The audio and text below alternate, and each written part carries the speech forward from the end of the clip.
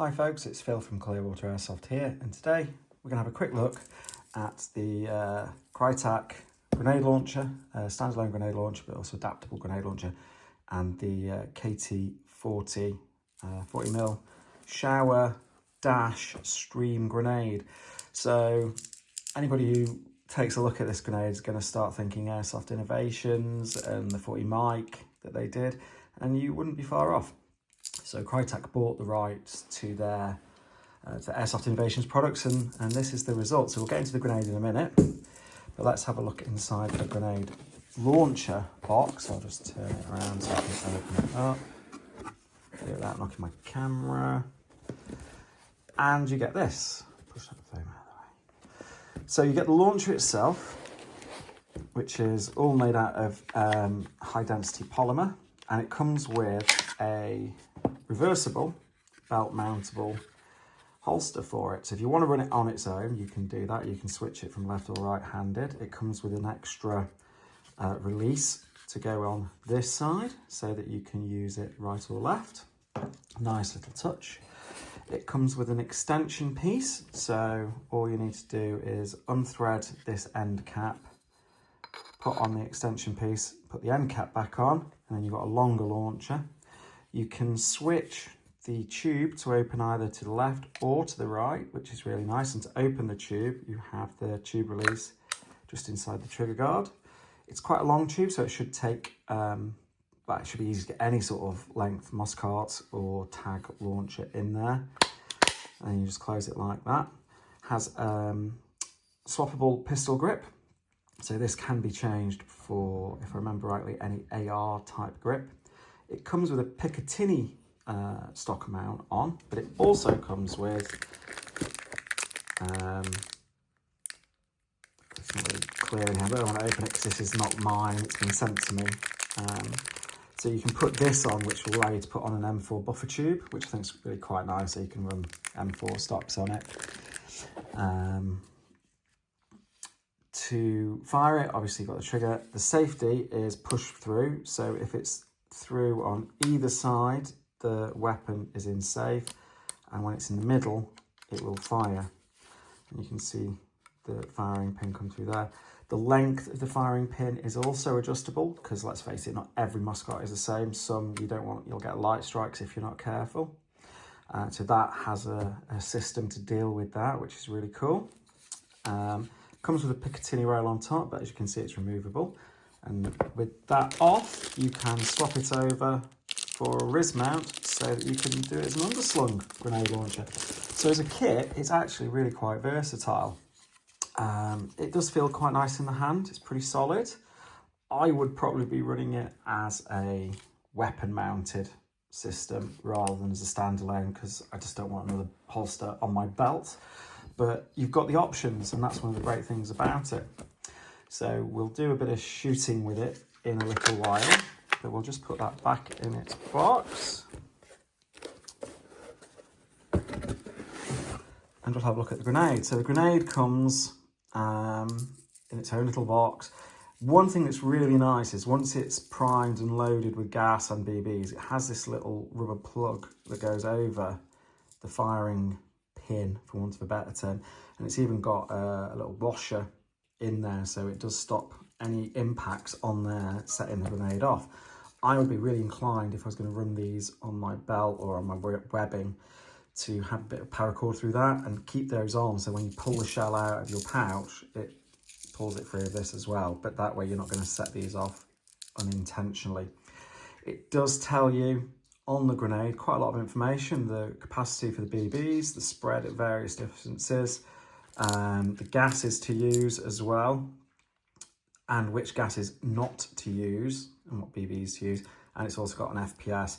So this is one of the things that they've really thought about from the 40 mic and the master mic, was people were using it as a sort of 180, 200 round shotgun as a stream of BBs.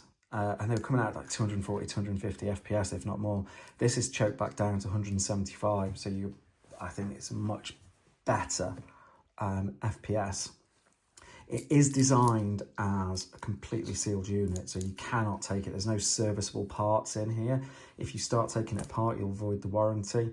And I'm guessing if it's not serviceable, you won't be able to buy spares for it either, so best just to leave it alone.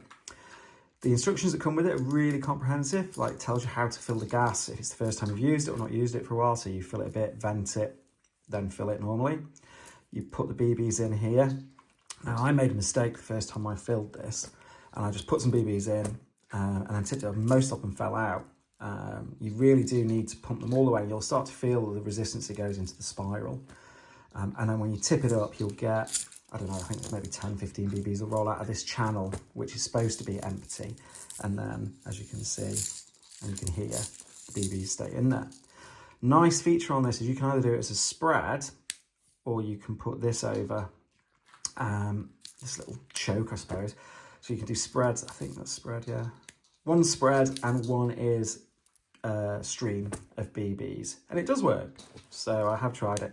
One thing I did notice, and you might be able to see there, is a bit of BB residue. So it did, when I had this over, did produce quite a few bits of BB shards on there, which is a little bit concerning. I fired this 3 times. I've not seen any more since the first go. So it might have just been a first use, and like I said, maybe I'd loaded it wrong as well, so there were BBs sitting in the channel that shouldn't have been there. So it's entirely possible that that's my fault. And again, just so there's absolutely no ambiguity, do not use HPA or CO2. You'll blow the damn thing up and it won't be fun. So that's the grenade. It's really nicely made. Feels pretty solid. Not sure, I've tried my best to load this as full as I can to get rid of the rattle, but it just doesn't seem to disappear. So that might be a problem for some people. But overall, for a remake of an existing product, yes, some people say it's copying, but there's obvious design cues which make it different enough, and that it shows it's been thought about in a way that makes it more usable for the average airsoft player. So I like that a lot. Gonna go and take it out and shoot it and see what the grenade actually performs like. But yeah, so that is the Krytac KT40 and their modular grenade launcher. Massive thank you to Land Warrior Sports, who sent me this to have a look at. I've not been paid by them. I'm not paying for this. I'm sending this back, so this will be completely unbiased. But thank you to them for sending it to me and approaching me to ask if I wanted to have a look at one. Very kind of you, and I appreciate it greatly, as I do all of you watching this video now. If you haven't, just as an aside, about 85% of the people who watch my videos aren't subscribed. So if that's one of you, please click that subscribe button, click the like button, and click the notification button so you get notified when I drop new videos. So stay tuned. We'll do the test fire in a little bit. Thanks for watching. See you soon. Bye-bye. Okay, so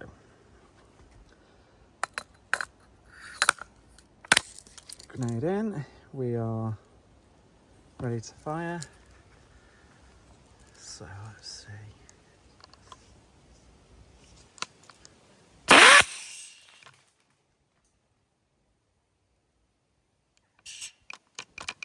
So I got a pretty good spread actually.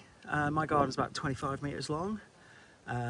It was definitely spreading more than it said it would do on the grenade, which was 10-foot spread at 25 feet. Oh, maybe not then.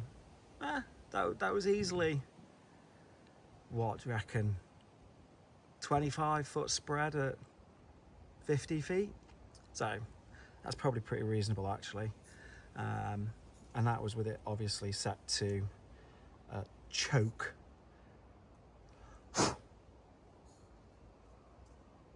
That's another thing. There you go, look. This is what I was on about earlier. So can you see that? I'm not entirely keen on that.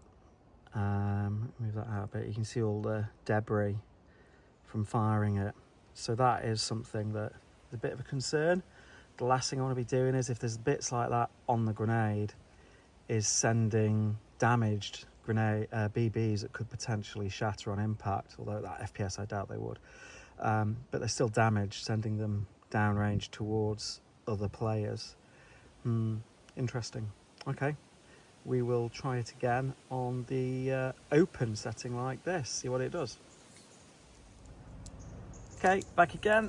Freshly loaded grenade. I'm going to fire it on the open. I'm trying to get this focus. Open setting. So just put that in and let's go. Still got quite a good spread actually. It was a lot tighter spread than before, and there was a lot less residue on the end.